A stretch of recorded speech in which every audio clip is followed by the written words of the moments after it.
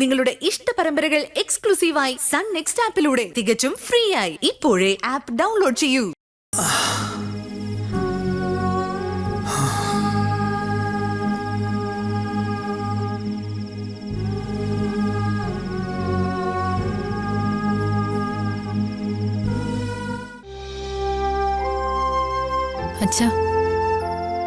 അച്ഛൻ ഉറങ്ങുന്നില്ലേ? ഞാൻ ഉറങ്ങുകയായിരുന്നു, ഇപ്പൊ ഒന്ന് എണീറ്റതാ. ഞാൻ ശ്രദ്ധിച്ചു, അച്ഛൻ ഉറങ്ങിയില്ലായിരുന്നു. അച്ഛൻ എന്തോ ആലോചിക്കുന്നു, പിന്നെ എഴുന്നേറ്റിരിക്കുന്നു. എന്താ അച്ഛ പ്രശ്നം? എന്താ പ്രിയ? അച്ഛൻ എന്തോ ബുദ്ധിമുട്ടുണ്ടെന്ന് തോന്നുന്നു. ഉറങ്ങുന്നില്ല, കട്ടിൽ എഴുന്നേറ്റിരിക്കുന്നു. നിങ്ങൾ പോയി കിടന്നു. ഒരു പ്രായം കഴിഞ്ഞാൽ പിന്നെ ഉറക്കമൊക്കെ ഇങ്ങനെ തന്നെയാ. നിങ്ങൾ വിഷമിക്കണ്ട, പോയി കിടന്നോളൂ. ഇല്ല, പോകുന്ന പ്രശ്നമില്ല. അച്ഛന്റെ മനസ്സിൽ എന്തോ ഒരു വിഷമമുണ്ട്, അതെന്താണെന്ന് അറിയണം. എന്താ അച്ഛാ? മോളെ, ഞാൻ പറഞ്ഞില്ലേ, എന്റെ മനസ്സിൽ സ്നേഹസദനം മാത്രമേ ഉള്ളൂ. അച്ഛൻ എന്നോട് കള്ളം പറയണ്ട. മറ്റെന്തോ ഒരു പ്രശ്നമുണ്ട്. ഞാൻ പറയാം. പൂജയെക്കുറിച്ച് ഓർത്തുള്ള പ്രയാസമല്ലേ? പൂജയും ഞാനും കൂടി പണ്ട് ശത്രുക്കളായിരുന്നു. പക്ഷെ എന്നാലും അച്ഛൻ അവളോടുള്ള സ്നേഹം ഞാൻ അംഗീകരിക്കുന്നു. അർജുൻ ജയിലുമായി, പൂജയ്ക്ക് ആരുമില്ല. അർജുനെ കോടതി ശിക്ഷിച്ച പൂജ എങ്ങനെ ജീവിക്കും? അതൊക്കെയല്ലേ അച്ഛന്റെ വിഷമങ്ങള്. സാർ, നമുക്ക് നാളെ പോയി കാണാം. വരട്ടെ, നമുക്ക് നോക്കാം. എനിക്കൊരു ബുദ്ധിമുട്ട് വരുമ്പോ എന്റെ കാര്യങ്ങൾ അന്വേഷിക്കാനും എനിക്ക് ചുറ്റും നിൽക്കാനും നിങ്ങളൊക്കെ കൂടെ നിൽക്കുന്നത് എനിക്കൊരു സന്തോഷം തന്നെയാ. പക്ഷെ മോളെ, അച്ഛൻ ഇപ്പൊ ഒരു വിഷമവുമില്ല. നിങ്ങൾ പോയി കിടന്നു. എന്തെങ്കിലും ആവശ്യമുണ്ടെങ്കിൽ വിളിക്കാം. ഇല്ല, അച്ഛൻ കിടന്നിട്ടേ ഞങ്ങൾ പോകുന്നുള്ളൂ. അച്ഛൻ കിടക്ക.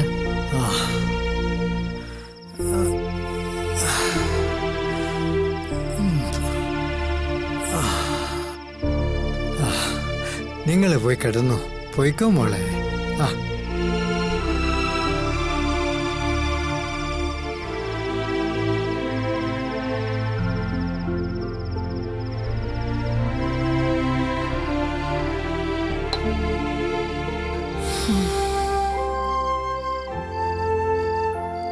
അർജുൻ നമ്മുടെ വീട്ടിൽ തിരിച്ചു വരുന്നത് വരെ താഴെ തന്നെ കിടക്കാന്നാ ഞാൻ വിചാരിച്ചേ. എന്റെ പൂജമോള് തീരുമാനങ്ങളൊക്കെ മാറ്റി. നീ പറയുന്നു സത്യ. അർജുന്റെ വിഷമങ്ങൾ മനസ്സിലുണ്ടെങ്കിലും അവനെ തിരിച്ചു കിട്ടാൻ പോകുന്നു എന്നുള്ള സന്തോഷ മനസ്സിൽ കടന്നു വരുന്നത്. പൂജയുടെ തീരുമാനം കൃത്യമായിരുന്നു. അവൾ പറഞ്ഞതാ ശരി. നമ്മൾ സന്തോഷമായിട്ട് തന്നെ ഇരിക്കണം. അമ്മയ്ക്കും കനകേച്ചിക്കും മധുവിനൊക്കെ ഒരു പുതിയ ജീവൻ കിട്ടിയ പോലെ ഇപ്പോ. കുറച്ചു ദിവസമായി ഞാൻ ഓഫീസ് ക്യാബിനിൽ ചടഞ്ഞുകൂടിയിരിക്കാറ പതിവ്. അഖില അത്യാവശ്യ കാര്യങ്ങളൊക്കെ ചെയ്യുമെങ്കിലും ഞാൻ ഒന്നിലും ശ്രദ്ധിക്കാറില്ലായിരുന്നു. കുറച്ചു ദിവസങ്ങൾക്കപ്പുറം ആദ്യമായി ഇന്ന് ഞാൻ ഫയലുകളിൽ ഒപ്പിട്ടു. സ്റ്റാഫുകളോട് ഞാൻ സന്തോഷമായിട്ട് സംസാരിച്ചു. അവരത്ഭുതപ്പെട്ടു. ഞാൻ അവരോട് പറഞ്ഞു, എന്റെ മോനെ ഞങ്ങൾക്ക് വൈകാതെ തിരിച്ചു കിട്ടും. അതിന്റെ സന്തോഷാണെന്ന്. ദൈവത്തിലുള്ള വിശ്വാസമൊക്കെ എനിക്ക് നഷ്ടപ്പെട്ടു വരികയായിരുന്നു. ദൈവത്തെ ശപിക്കും പോലെയൊക്കെ പറയുകയും ചെയ്തിട്ടുണ്ട്.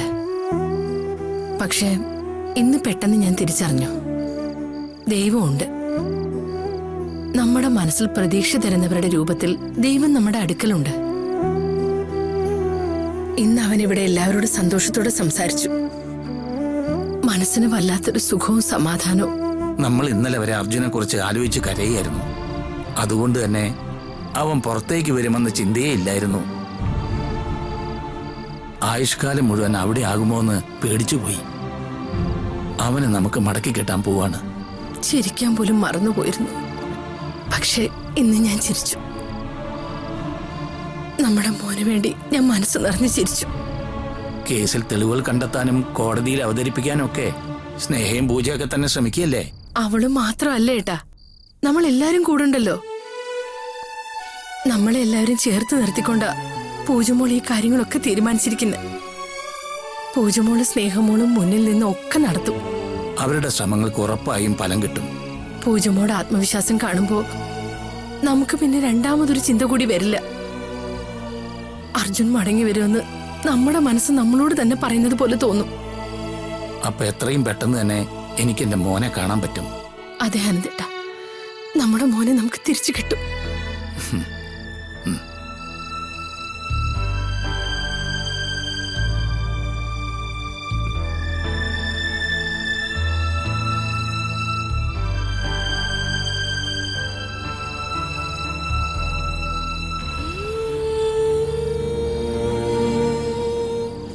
വക്കീലേ,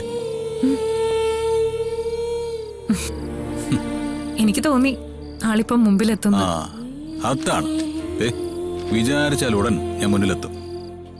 അതിരിക്കട്ടെ, എന്താ ഒരു എഴുത്ത്? യുവർ ഓണർ, ഇതുവരെയുള്ള അന്വേഷണത്തിന്റെ ഏകദേശ രൂപം ഒന്ന് കുറിച്ചു വെച്ചതാ. അത് കൊള്ളാലോ. Thank you. അല്ല, അതിരിക്കട്ടെ, ഈ അന്വേഷണത്തിന്റെ പുരോഗതി എങ്ങനെയുണ്ട്? ഗംഭീര പുരോഗതിയല്ലേ? എന്ന് വെച്ചാ ഒടുക്കത്തെ പുരോഗതിയാ. പറഞ്ഞു കേക്കട്ടെ, എന്തൊക്കെയാ? യുവർ ഓണർ, ഞാൻ ആ സ്വാതിയെ കണ്ടു. എന്നിട്ട് ആദ്യം കരുതിയത് അവള് പഠിച്ച കള്ളിയാണെന്നാ. പിന്നെ മനസ്സിലായി പഠിക്കാത്ത കള്ളിയാണെന്ന്. ഓഹോ, അമ്പടി പഠിക്കാത്ത കള്ളി. അവള് പറഞ്ഞതിൽ ഒരുപാട് കുഴപ്പങ്ങൾ അവള് തന്നെ കൊണ്ടിട്ട് തന്നു. എന്ന് വെച്ചാ അവൾ അവൾക്ക് വീഴാൻ വേണ്ടി കുഴിയൊരുക്കി. അമ്പടി പഠിക്കാത്ത കള്ളി. അവള് പറഞ്ഞതൊക്കെ ഞാൻ റെക്കോർഡ് ചെയ്തെടുത്തു. ഞാനും അമ്മയും ആന്റിയൊക്കെ ആയിട്ട് എല്ലാം ഒന്ന് പ്ലേ ചെയ്ത് കേട്ടു. എന്നിട്ടെന്താ, ഇവിടുന്ന് അങ്ങോട്ടുള്ള അന്വേഷണത്തെ സഹായിക്കുന്ന പലതും അതിൽ നിന്ന് കിട്ടി. സൂപ്പർ. ഇനി അടുത്ത ഘട്ടം ഇതിൽ പിടിച്ചായിരിക്കും യുവർ ഓണർ നടത്താൻ പോകുന്നത്. അപ്പോ ലക്ഷ്യം കണ്ടേ പ്രയത്നം അവസാനിപ്പിക്കൂ അല്ലേ? പിന്നെ 3 തരം. ഞങ്ങൾ ഒറ്റക്കെട്ടായിട്ട് ഇറങ്ങിയിരിക്കുക. ഒരാള് വീണാൽ പിടിച്ചെഴുന്നേൽപ്പിക്കാൻ ഒരുപാട് പേരുണ്ട്. അതെ, ഓട്ടത്തിനിടയിൽ ആരോഗ്യം കൂടി സൂക്ഷിക്കണം. അതിനുള്ള മരുന്നൊക്കെ എന്റെ കയ്യിലുണ്ട് യുവർ ഓണർ. അതിനുള്ള മരുന്ന് എന്താ വക്കീലെ? ഇത് തന്നെ. ഇതൊരു അത്ഭുത മരുന്നാ യുവർ ഓണർ. എന്റെ അജുവേട്ടന്റെ ധൈര്യം ഈ ഗൗണിലുണ്ട്. ഇതിട്ടാ മതി. ആരോഗ്യം, ശക്തി, ബുദ്ധി ഒക്കെ ഒരുമിച്ചിങ്ങി പോരും. ഓ, അപ്പടിയാ. ആമാ. അപ്പൊ ഈ കേസ് കഴിഞ്ഞാലും പുതിയ കേസുകൾ വാദിച്ച് വക്കീൽ ഓഫീസിൽ തന്നെ കാണും. അതിന് സമയം കാണില്ല യുവർ ഓണർ. അജുവേട്ടന്റെ കാര്യങ്ങള്, നമ്മുടെ മോളുടെ കാര്യങ്ങള് ഒക്കെ നോക്കണ്ടേ? അതിന്റെ തിരക്കിനിടയില് വക്കീൽ ഓഫീസിൽ വരാൻ പറ്റും തോന്നുന്നില്ല. അപ്പോ ഓക്കെ, ഓൾ ദി ബെസ്റ്റ്.